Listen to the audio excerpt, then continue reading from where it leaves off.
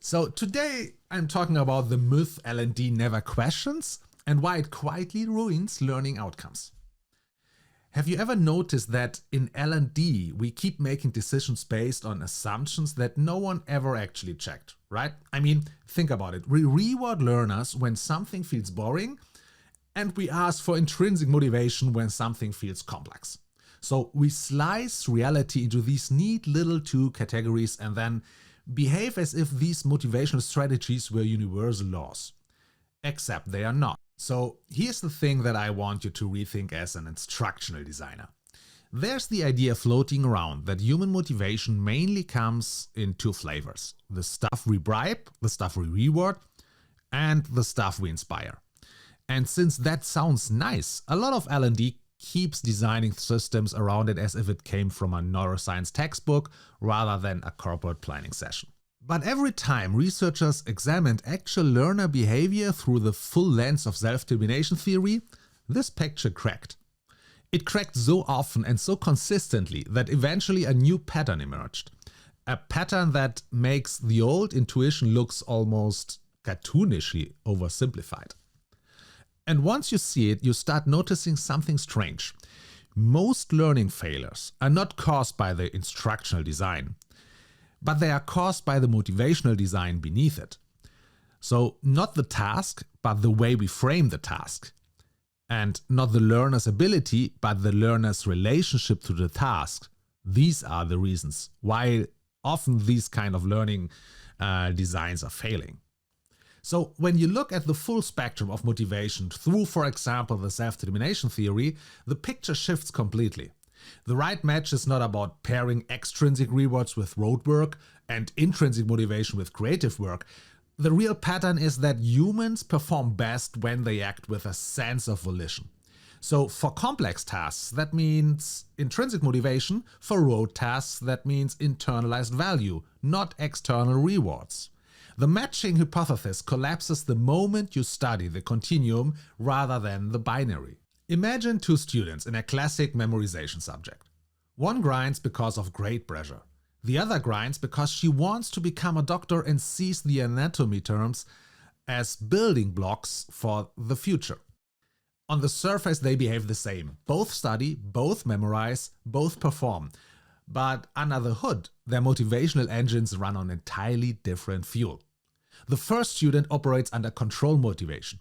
Her brain narrows attention to avoid mistakes and hit the grade. It works for immediate output, but it is fragile. Anxiety spikes, cognitive bandwidth shrinks. She uses surface strategies because the goal is not to understand, but to survive. The result is something like a fragile learning that fades quickly and an exhausted student who keeps pushing only through guilt and pressure.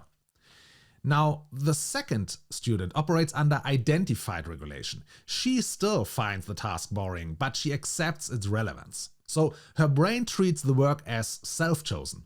Because the task is valued, not imposed, she uses deeper processing even on rote content, remembers more, feels less distress, and can sustain the effort without burning herself down. So she's not more gifted, but she's more aligned. Stuff and insights like this are exactly why Bernardo Letaiv and I created the community for engagement designers on School. We take these principles and build systems that do not collapse when rewards vanish. We look at real cases, we prototype, we challenge each other, we design for intrinsic performance, not dopamine tricks. So if you are in L&D and want to work with motivational structures that hold up under real conditions, that community is probably for you. And I've also published my book, The Drive Method, that's available on Amazon. So if you want to go deeper with how to prepare for the approach and the insights and the execution of motivational systems, how to decide which kind of motivational system is the right one for your given context, and how to execute on that, feel free to order it now. When neuroscientists scan these two learners, the patterns diverge even further. Controlled motivation triggers attentional tunnel vision, useful for repetitive output but terrible for conceptual encoding. internalized value recruits the same networks involved in autonomous action. The student engages more hippocampal activity, encoding information more deeply. So all without enjoyment, just volition. Across more than 170 studies covering everything from reward circuits to meta-analyses on deep learning strategies, the same pattern repeats. External rewards boost short-term quantity on simple tasks, but erode long-term memory and transfer. Introjected regulation pushes performance but punishes well-being. Intrinsic motivation fuels creativity and complex reasoning. And identified regulation quietly outperforms everything else on rote content because it transforms boring tasks into self-chosen topics. The moment you zoom out from immediate performance into learning quality, retention, and psychological sustainability, the binary collapses.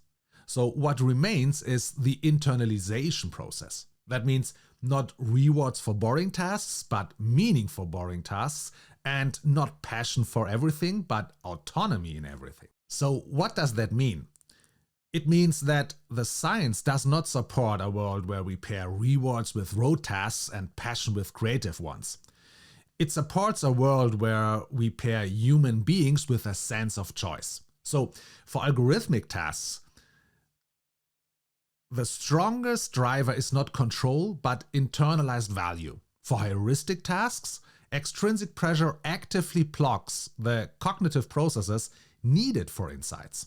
So the decisive factor is not whether a task is boring or exciting, it is rather whether the person perceives their behavior as chosen or controlled. If leaders, educators, and designers want real learning and lasting performance, they must stop asking how to match rewards to tasks.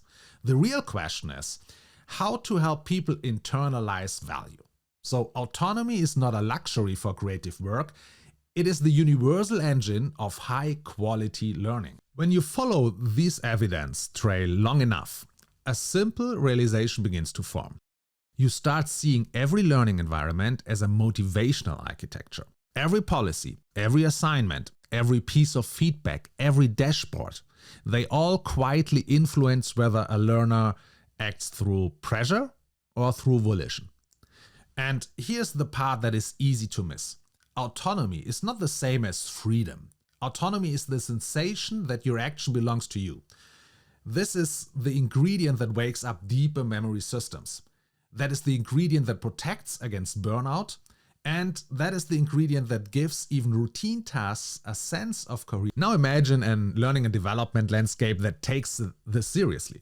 Imagine onboarding journeys built around internalization rather than carrots, or upskilling paths that teach people why the skill matters before teaching them how it works, or performance frameworks that help people sense ownership rather than compliance. And believe me, you don't need these kind of very famous, superficial, classic gamification elements like, oh, we have more points, we have a progress bar, we have leaderboards, we have competitions. What you need is motivational clarity. Here's my encouragement for you. Take one learning experience you own, identify a place where learners feel pushed rather than choosing, and then rewrite that part with internalization in mind. Even a small shift can create an immediate change in learning quality.